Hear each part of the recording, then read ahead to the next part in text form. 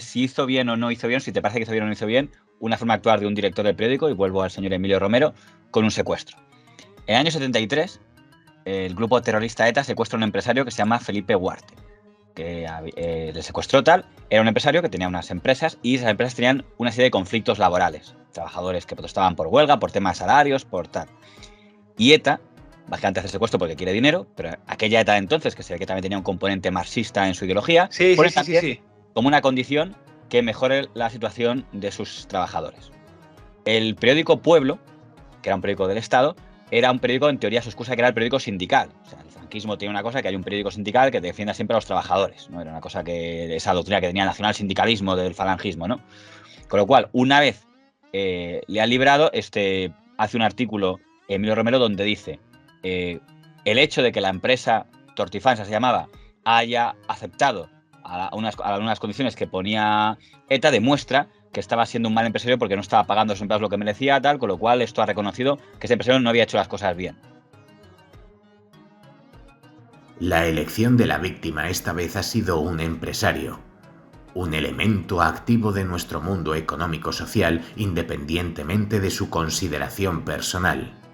Y una de las condiciones impuestas por los secuestradores fue la de resolver el grave conflicto que había entre la empresa y sus obreros en orden a atender las demandas de estos.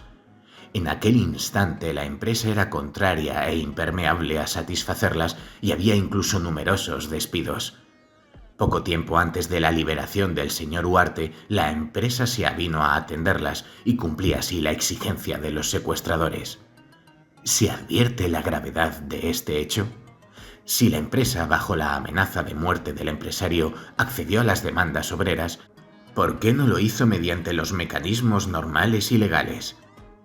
Y si no se producen trastornos económicos insolubles en la empresa con la absorción de esas mejoras sociales, la realidad es que su comportamiento era antisocial. Esta empresa ha aprobado suficientemente que las demandas obreras no eran irracionales. Lo cual provoca dos reacciones. Una, la familia, que hace un comunicado diciendo que piensan llevar a los tribunales a Romero por lo que ha insinuado, aunque luego que yo sepa eso no acabó en nada. Y luego que otro periódico, el periódico de Informaciones, que era propiedad de la banca, era un periódico privado que habían comprado unos banqueros para defender el liberalismo y la democracia, poco a poco, era el antepasado del País, para que lo entendamos, dice, pero ¿cómo se le ocurre decir que el hecho de que haya mejorado el salario es por el tema de que reconocer que lo estaba haciendo mal? Si lo ha hecho es porque era por el objeto del chantaje de los asesinos. Lo que la empresa ha hecho al firmar el convenio no es establecer un acuerdo laboral, sino ceder a las presiones de un chantaje para salvar la vida de un hombre. La empresa se ha limitado a cumplir unas condiciones impuestas por los secuestradores para lograr la libertad del señor Huarte. Pero aseverar que todo ello demuestra que la actitud de la empresa era antisocial vuelve a ser un sofisma, además de una grave acusación, porque lo único que se ha demostrado es que la familia Huarte ha estado dispuesta en todo momento a aceptar las condiciones de la ETA para lograr la liberación de don Felipe. Lo preocupante es que desde el periódico portavoz de la organización sindical se hayan repartido culpas y perdones en un evidente servicio a la confusión. Lo que me llama la atención es que en el año 73 se pudiera polemizar sobre algo de lo que yo creo que no se han vuelto a atrever nunca, porque luego hubo otros secuestrados empresarios en los años 80 y 90, por desgracia, pero creo que es la única vez que he visto que se ponía este contexto extraño de solapar algo tan trágico como un secuestro con si era o no era un buen empresario, si estaba tratando o no bien a sus empleados, que probablemente, pues teniendo en cuenta los años 70, pues seguramente no tenían el mejor trato del mundo, supongo, los empleados del señor Huarte. Lejos de... Ahora entramos en calificar si está bien o no lo de Emilio Romero, pero en si lo que decía era verdad o no, si era un mal empresario o no. Porque si con esos cambios la empresa sigue siendo solvente y económicamente solvente y sigue generando beneficios con esos cambios, pues sabríamos al menos que Emilio Romero sigue existiendo a día de hoy, con otro nombre, el grupo Huarte, vale. Con lo cual entendemos que no quebró. Bien. Vale, eso por otro lado. Voy a decir ahora algo que también es bastante polémico. No tiene nada que ver, no. Evidentemente tienen que ver. Pero la ETA de entonces, en tiempos de dictadura, no es la ETA de tiempos de democracia. ¿Vale? Y no quiero justificar que existiera entonces. cosas. Y la parte de que un director de periódico, Bien. lo que hubiera hecho, ¿qué es lo que hubiera hecho Jesús de la Serna, que era el director de informaciones, a su ex mentor de Pueblo Emilio Romero? ¿Te parece que al momento ahora? O a lo mejor diría, hombre, ¿cuándo así no? Si ahora el presidente del secuestro es lo que le ha puesto a este empresario en los periódicos. A mi juicio es una verdad que no hay que decir. Porque lo que estás haciendo es justificando el terrorismo. Estás justificando la extorsión. Vamos a ver. No es si ha cambiado es porque realmente era un mal empresario y tal. No, no, no. O sea, si ha cambiado esto porque estas prácticas que se le pedían es porque era mal empresario y ahora cambiándolas. No, no, no. Ha habido chantaje, no lo ha cambiado porque haya venido otro empresario que lo ha sustituido y lo está haciendo mejor. No, no. Es que lo ha hecho porque no han quedado más cojones. La cosa es que él no lo sabía.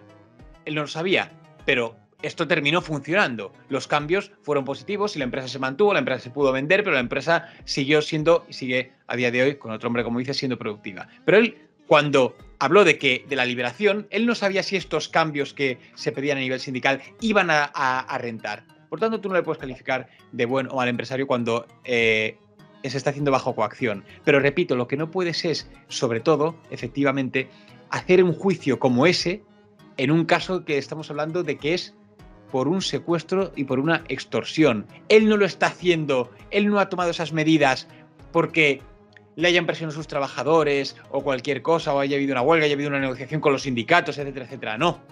Él lo ha tomado porque ha estado amenazado, porque le han secuestrado.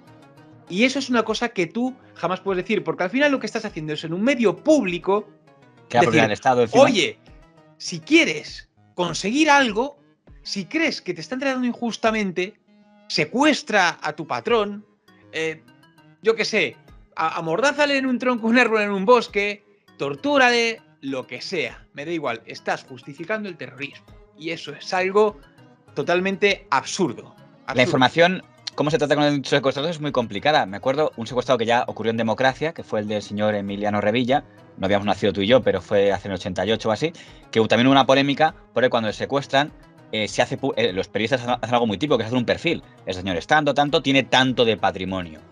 Eso se ha hecho cuando todavía no han pedido el rescate. Entonces existe la teoría, eso lo dijo el que entonces era ministro de Interior, José Luis Corcuera, aunque nunca se podrá demostrar, pero él decía que por culpa de haberse publicado eso, seguramente pidieron más de lo que hubieran pedido inicialmente.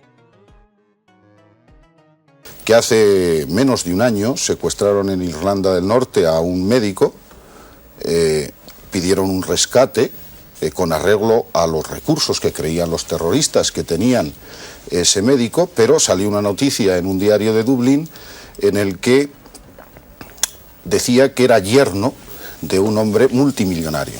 Al día siguiente los terroristas pidieron 10 veces la petición inicial y además le cortaron 4 dedos de la mano y se lo mandaron a la familia.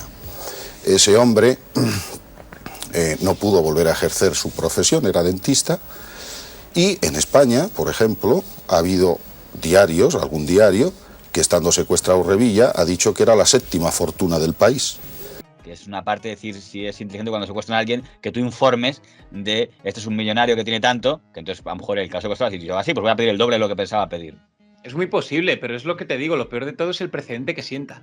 Es el precedente que sienta para decir, mira, si esto funciona, utilicémoslo y ya está. Es lamentable y es una pena porque, como te digo, puede el ego de un periodista que está haciendo un servicio público, puede su ego por intentar sentar cátedra para justificar algo y para sentar, como te digo, un mal precedente. Tienes mucha audiencia.